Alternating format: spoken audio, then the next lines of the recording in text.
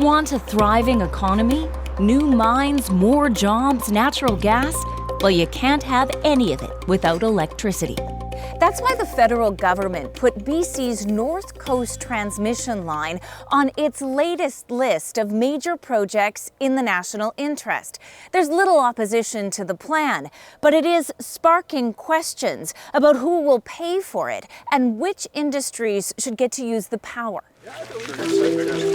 It's such a big deal to Ottawa. The Prime Minister chose a power station in Terrace to announce all the new projects. The transmission line alone has the potential to create $10 billion in new economic activity in this area, while reducing emissions by up to 3 million tons annually. It's such a big deal to BC. Premier David Eby says he'll go to the polls if legislation to fast-track the line doesn't pass. This is non-negotiable for us. I would stake our government on it. Those 10,000 jobs, the prosperity for British Columbians. British Columbia gets almost all of its power from hydroelectric dams, operated and distributed by BC Hydro, a Crown corporation. Hydropower means minimal emissions and low power bills. The new project would twin the transmission line from Terrace to Prince George, almost 450 kilometers. Eventually, it would extend 350 kilometers north. And guess what's up there? Just 75% of Canada's known copper reserves, and gold, and silver, and other critical minerals. There are several existing and proposed mines in the area, including Red Chris.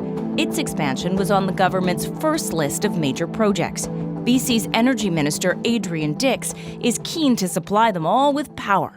What makes the North Coast Transmission Line, I think, special as a project is what it unlocks for the whole economy, the jobs it unlocks, the revenues it unlocks, the royalties it unlocks, and of course, the wealth for people in the region, including First Nations. If you can't get electricity to a mine, then you don't have a mine. But building a power line doesn't come cheap. The price tag for the first part alone, $6 billion. The Canadian Infrastructure Bank just announced a $139 million loan to kickstart construction.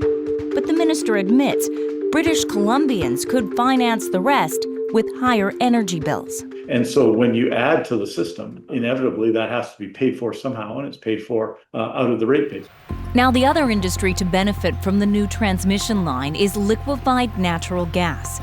Electricity is needed to power the proposed massive Silisms floating terminal near Prince Rupert. It's a partnership between the Nisga'a Nation and an American energy company, and it's also on Carney's list of nation-building projects. In fact, British Columbia has laws requiring all new LNG projects to have net zero emissions by 2030, provided there's enough electricity. The province says that gives it a competitive advantage, especially when selling LNG to countries worried about climate change. But not everyone thinks gas companies should get priority on the grid.